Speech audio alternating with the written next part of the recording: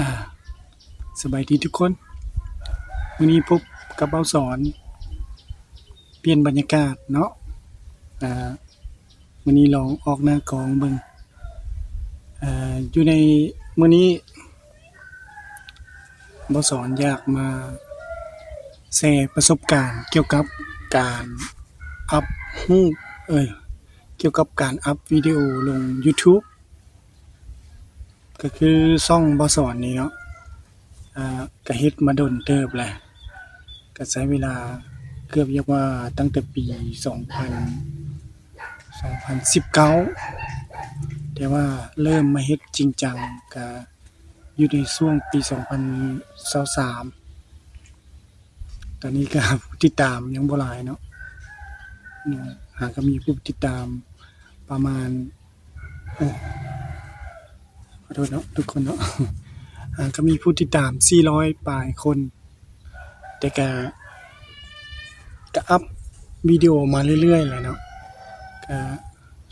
อาทิตย์ใดทันก็จะอัปลงเอาหลายแน่ช่วงใดมีเวียกก็จะบ่ได้อัปเนาะเพราะว่าปัจจุบันนี้บ่สอนก็เป็นพนักงานเนาะก็คือเป็นครูเป็นพนักงานประจำแหละเนาะแต่ก็มักคักในด้านการถ่ายคลิปก็เลยว่าลองเฮ็ดมาเรื่อยๆเนาะเริ่มตั้งแต่ปี2019เนาะมาฮอดปัจจุบันนี้ก็ห้วย5ปีปลายแล้วเด้เนาะ5ปี6ปีแหละสิเข้า6ปีแล้วแต่ก็ยังบ่ได้ประสบผลสำเร็จหยังเทื่อแต่ก็พยายามเนาะสิพยายามเพราะว่ามักคักในด้านนี้เลยเด้แต่คือประเด็นมื้อนี้ก็คืออยากมาแชร์ประสบการณ์เกี่ยวกับการอัปวิดีโอเนาะก็คือมื้อก่อนนะ 2-3 มื้อหลังเนาะบ่สอนได้มีโอกาสถ่ายวิดีโอเข้าไปคอกไก่เนาะเห็นไก่กำลังไม่หยังเพิ่นเอาว่าไก่ชนไก่ตีกันนั่นน่ะเพราะว่าบ่สอนเลี้ยงไก่คือไก่แม่มันเป็นไก่ตีเนาะแต่ว่าพ่อมันยังเป็นไก่ลาดแน่ก็เลยมันมีเลือดไก่ตีว่าซี่ซะเนาะมีสายเลือดที่ว่าเป็นไก่ชนอยู่บ้านเฮาเพิ่นฮ้องว่าไก่ตีเนาะอยู่ฝั่งไทยเพิ่นอาจจะฮ้องว่าไก่ชนแล้วก็คือบ่สอนก็เข้าไปเห็นไก่กำลังตีกันนี่แหละเนาะกำลังชนกันอยู่กำลังต่อกันอยู่ที่จริงแล้วไก่นี้มันไก่คอกเดียวเกิดมาพร้อมเดียวแต่ว่ามันใหญ่ขึ้นมาแล้วมันตีกันเนาะบ่สอนก็เลยคิดออกว่าโอ้เฮ็ดอยู่ได้เด้เนาะเบิ่งสิลองถ่ายคลิปลง YouTube เบิ่งก่อนนะเนาะแต่ว่าก็ถ่ายนะบ่สอนก็ถ่ายไปเนาะถ่ายไปบ่สอนคิดว่าสิเฮ็ดเป็นวิดีโอช็อตเนาะเอาลงประมาณนาที2นาทีนี่แหละเนาะลงให้ท่านผู้ชมเบิ่งโอ้มดกัดโอ้อยู่สวนทุกคนเลยมื้อนี้มาสวนก็สวนใกล้ๆเรือนนี่แหละอันนี้ก็เป็นเครือม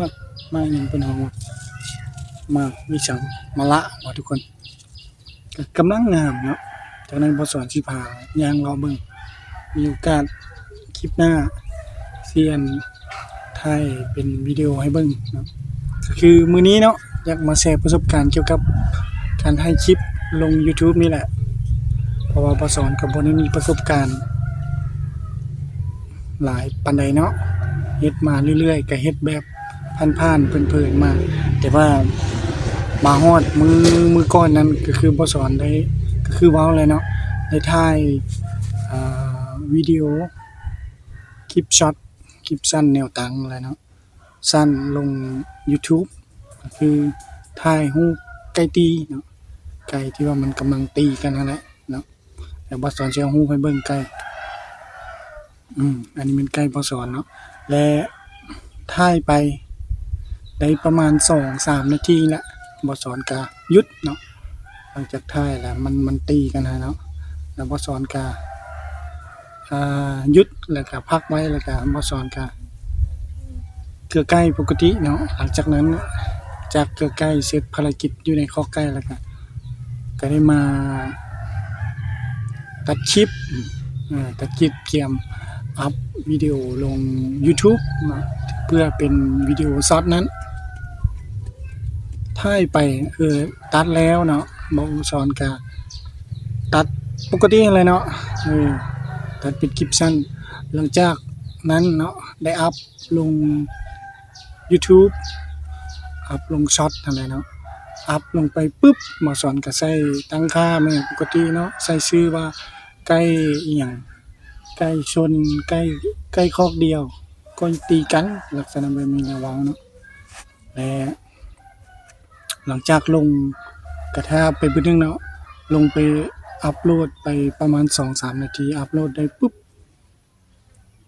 เกิดหยังขึ้นบัดนี้หมอสอนก็งงเนาะทำอิฐงงเลยหลังจากอัปแล้วไปกวดเบิ่งอยู่ในช่องเนาะช่องของหมอสอนนะหลังจากไปกวดเบิ่งเลยบ่สอนแล้ว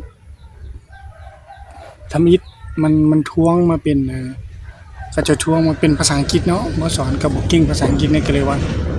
พยายามกวดเบิ่งเนาะกวดเบิ่งแล้วเข้าไปเห็นคลิปตัวที่อัปที่ว่าเป็นไก่ตีนั้นอัปปุ๊บหลังจากแล้วเข้าไปเบิ่งแล้วก็เขาจะเขียนใส่ว่าวิดีโอถูกลบเนาะบ่สอนได้คัดลอกเอาภาษาอังกฤษนั้นไป translate อยู่ในGoogle Translate เนาะไปแปลเบิ่งเขาจะเขียนว่าวิดีโอของท่านถูกลบเอ้าหมอสอนก็ตกใจเป็นหยังวิดีโอคือถูกลบทั้งที่ว่าหากจะอัปลงไปเมื่อกี้นี้เนาะหมอสอนก็คิดไปหลายแนวแล้วเนาะคิดว่าโอ้ช่องของข้าพเจ้านี้ช่องของหมอสอนนี้มีคนแฮ็กบ่หรือว่ามีคนนำใส่ร่วมบ่เนาะหมอสอนก็เข้าไปกวดเบิ่งอยู่ใน YouTube Studio บัดนี้หลังจากเข้าไปกวดอยู่ใน YouTube Studio เขาเจ้าก็บ่เห็นเนาะบ่เห็นคลิปดังกล่าวนั้นบ่เห็น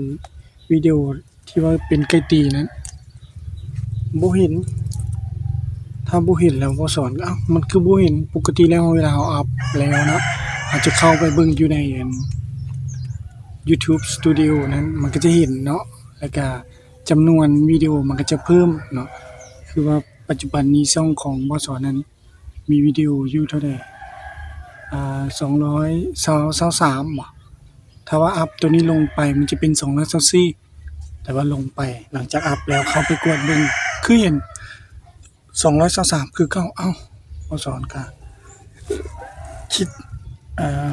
คิดเลยเนาะว่าโอ้เป็นหยังเนาะบส.จึงตัดสินใจอัปลงไปอีกเทื่อนึงออกจากYouTube Studio แล้วกลับเข้าไปใน YouTube แล้วก็อัปคลิปตัวนั้นคืนอีกเบิ่งอีกเทื่อนึงหลังจากอัปลงไปปุ๊บก็เฮ็ดปฏิบัติแบบเก่าเลยเนาะอัปไปแล้วก็หลังจากนั้นมันก็เสร็จสมบูรณ์แล้วก็กลับไปเบิ่งอีกว่าสิเบิ่งว่าคลิปมันเป็นแนวใดนะกลับไปเบิ่งว่าเขาเจ้าเพิ่นเขียนใส่ว่าวิดีโอของท่านถูกลบแล้วบ่สอนก็เฮ็ดแนวใดเนาะบ่สอนก็คิดเลยเนาะปรึกษาไปดีเนาะผู้ใดก็บ่สร้างสิปรึกษาไปเนาะเพราะว่าก็บ่เคยเป็นแน่วิดีโอแต่ละวิดีโอที่เคยอัปผ่านมาก็แม่นสามารถอัปแล้วเราก็สามารถเบิ่งได้นะแต่ว่ามาเทื่อนี้เพิ่นเป็นแบบนี้เนาะบ่สอนก็เลยตัดสินใจเปิดคอมพิวเตอร์ขึ้นมาเบิ่งเนาะเพื่อว่าไปกวดเบิ่งอยู่ในคอมพิวเตอร์มันอาจจะเห็นอีหยังหลายกว่านี้บ่เนาะบ่สอนก็เลยเปิดคอมพิวเตอร์ขึ้นมาหลังจากเปิดคอมแล้วมันจะมีตัวทวงขึ้นมาอีกตัวนึงและเป็นภาษาอังกฤษดอกเนาะเป็นภาษาอังกฤษดอกแล้วบ่สอนก็คัดลอกเอาภาษาอังกฤษที่เขาเจ้า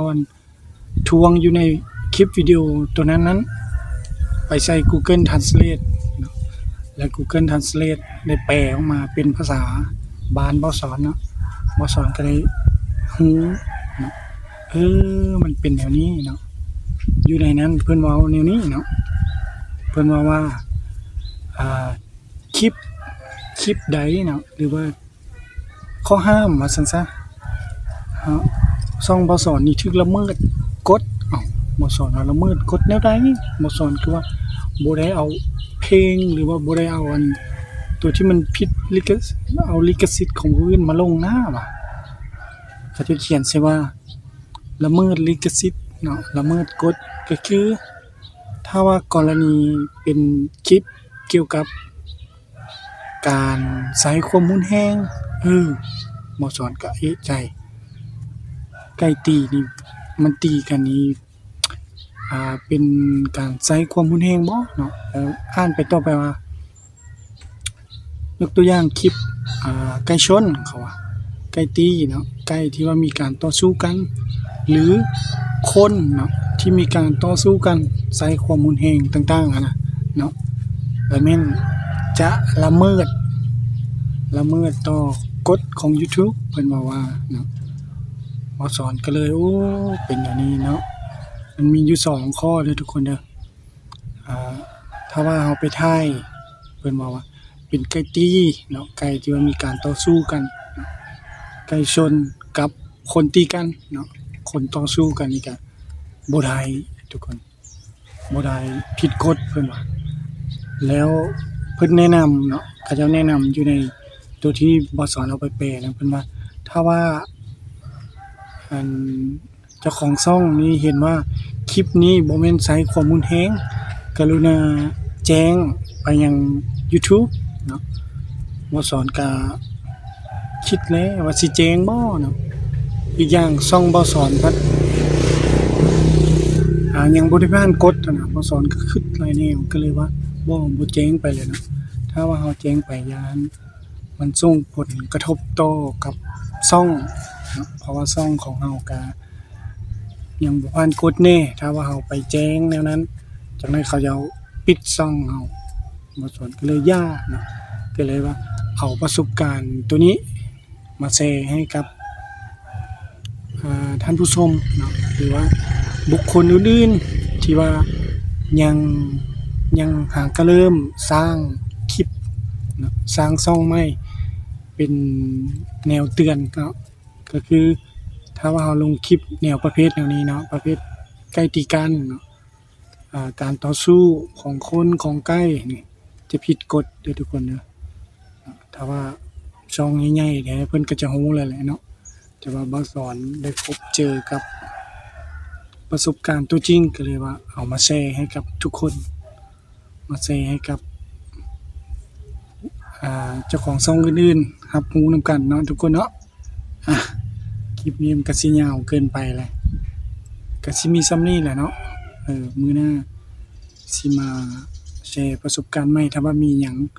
เกี่ยวกับการละเมิดมีหยังต่างๆเนาะในการเฮ็ดช่อง YouTube เนาะของบ่สอนหรือของคนลาวเฮาส่วนหลายก็ยังเป็นสิ่งที่ว่าใหม่แน่เนาะส่วนหลายผู้ที่เขาเจ้าประสบผลสำเร็จแล้วก็เป็นช่องใหญ่ๆที่เขาเจ้าประสบผลสำเร็จแล้วก็เขาเจ้าก็จะบ่ได้มาแชร์ลักษณะแบบนี้เนาะเพราะว่าเขาเจ้าจะไปเน้นเกี่ยวกับคอนเทนต์แล้วตัวนั้นเนาะก็คือบ่สอนนี่ก็เป็นช่องน้อยแน่เนาะก็เลยว่ามาแชร์ให้ทุกคนที่ว่ากำลังอยากสร้างช่อง YouTube เนาะให้รู้นำกันเนาะเพื่อเป็นการเตือนล่วงหน้าอาจจะบ่ได้ผิดกฎกันกับช่องของบ่สอนที่ว่าเคยเฮ็ดเนาะหวังว่าวิดีโอนั้นจะบ่ส่งผลกระทบหยังต่อกับช่องของบ่สอนเนาะถ้าว่าส่งนี่ห่วยซวยเลยแหละบ่สอนบ่จักสิว่าเนาะเอาส่ำนี้ก่อนวิดีโอนี้ก่อนสิลากันสิพาทุกคนเลาะเบิ่งตัวนี้ก่อนนี่เนาะสิพาไปใส่เด้อเลาะเบิ่งอันสวนนำกันก่อนใส่หมวกก่อนร้อนเนาะ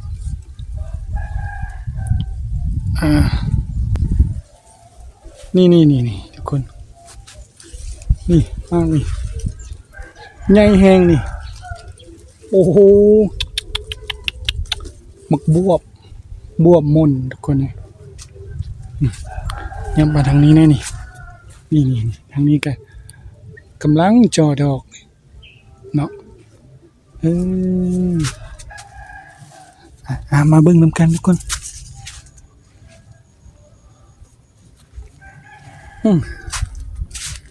ตัวนี้ปัดเที่ยวเลยจักมันเป็นอย่างเนาะที่จริงแล้ว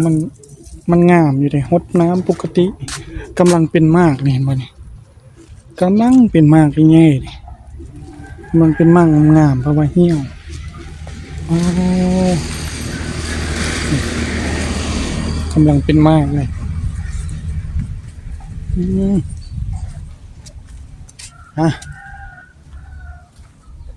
ให้ทุกคนไปเบิ่งเนาะบรรยากาศรวมๆเด้อนี่ข้างหลังนี่กำลังเป็นดอกมือหน้าเนาะนี่ทุกคนนี่หมากง่ายๆอยู่บ้านทุกคนฮ้องว่ามากอย่างนี้เนาะบ้านพ่อสอนฮ้องว่ามากมะละเรือมากอีหยังเนาะนี่หน่วยใหญ่ๆซะ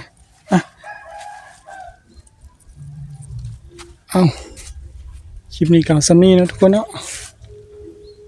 ขอบใจทุกคนที่เข้ามาติดตามรับชมฝากกดติดตามเป็นกำลังใจให้ช่องน้อยๆหน่อยเด้อสบายดีทุกคนบาย